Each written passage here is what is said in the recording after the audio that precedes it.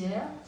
Nous aurons effectivement 5 intervenants et je leur donne déjà un temps de parole fort réduit et tardif. 9h57, 9h57 plus 10 minutes, 10h07, 10h17, 10h27, 10h37. À 37, je coupe le micro, messieurs, dames.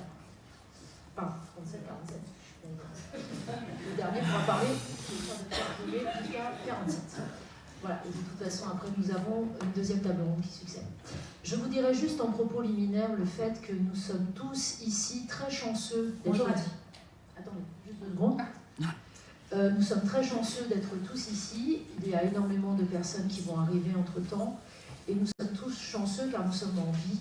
Et nous connaissons tous quelqu'un qui, effectivement, est mort sous le coup de la violence. Pour autant, nous nous devons d'être dans une forme de dignité et d'élégance. Et donc, je compte vraiment sur tous les participants de cette table ronde ainsi que sur vous-même pour que nous ne puissions pas tomber dans l'anathème, dans les critiques vis-à-vis des fonctions des uns et des autres, et surtout que la bienveillance puisse être notre fil d'Ariane pour que ce matin, nous puissions commencer cette journée qui va être très longue. Et je finirai la dernière table ronde, je modérerai la dernière table ronde en espérant que vraiment nous repartirons avec des informations, avec un savoir-faire, qui puisse nous aider à diffuser à l'extérieur ce que nous aurons appris aujourd'hui.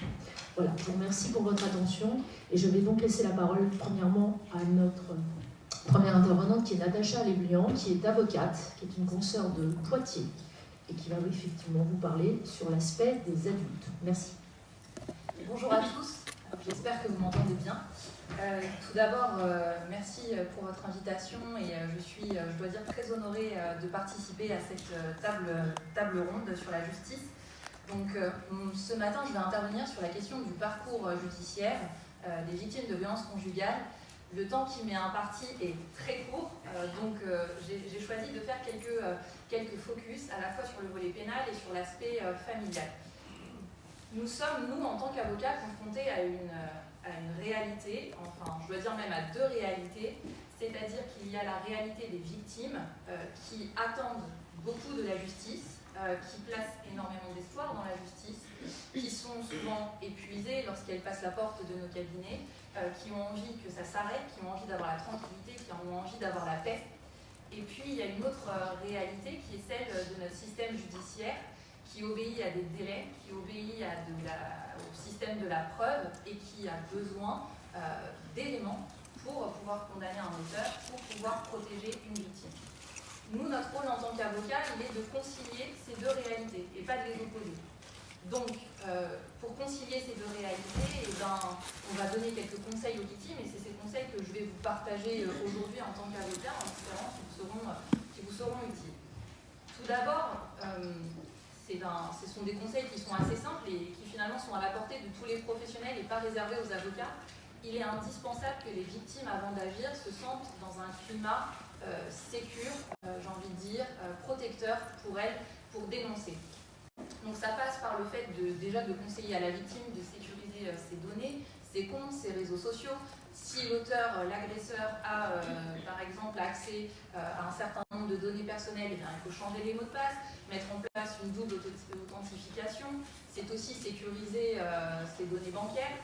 Lorsqu'on a des éléments de preuve, ne pas les garder à domicile, surtout lorsque l'agresseur sent que la victime s'éloigne et qu'elle risque d'agir, de partir ou d'aller déposer plainte. Et bien ces éléments-là, on peut les garder, les confier à un tiers de confiance ou alors les mettre sur ce qu'on appelle un coffre numérique sécurisé. Je pense notamment à Mémo de vie.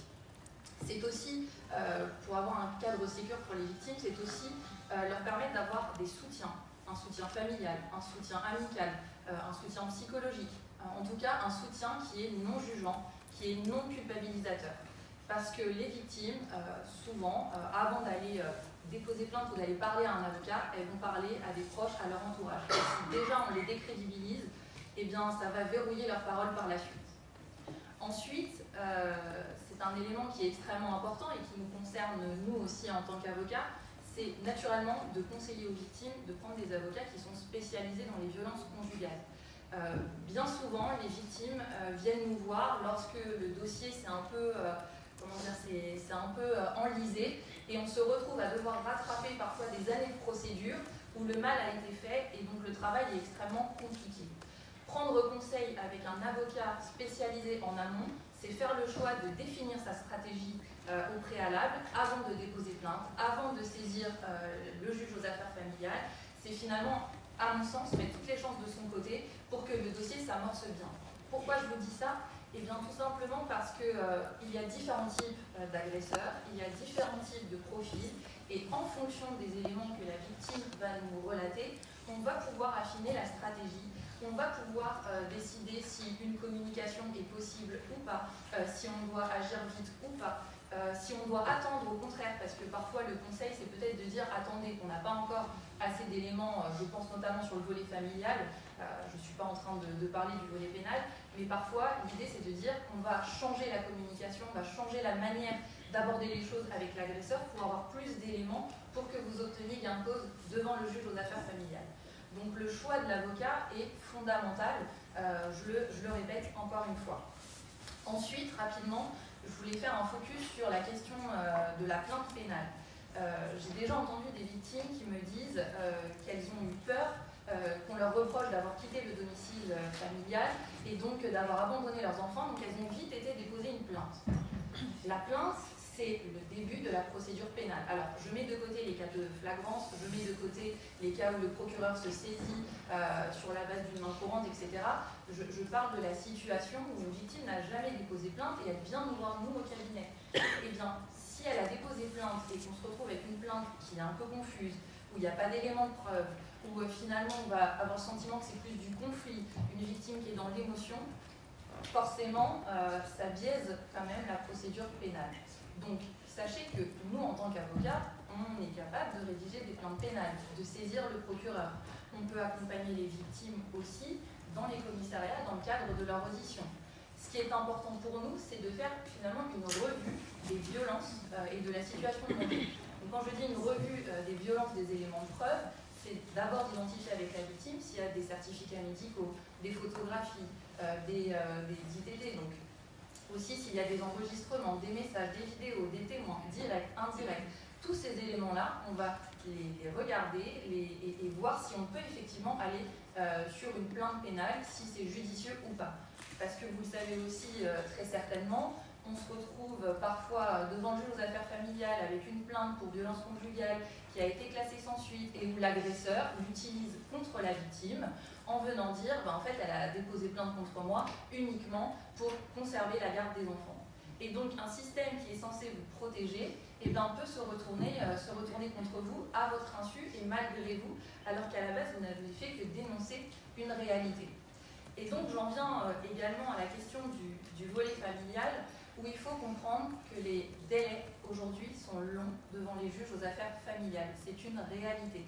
Ce n'est pas qu'on se désintéresse de vous, c'est que la situation est telle que il faut faire avec les moyens humains, les budgets, et c'est cette réalité-là auquel les victimes sont confrontées. Pourquoi je vous dis ça? Parce que je mets à part naturellement l'ordonnance de protection qui sera traitée après par ma consoeur, mais aujourd'hui, devant les juridictions, on est en moyenne entre 6 mois et 18 mois de délai pour une requête devant le juge aux affaires familiales. On est pour obtenir un divorce entre 2 et 5 ans.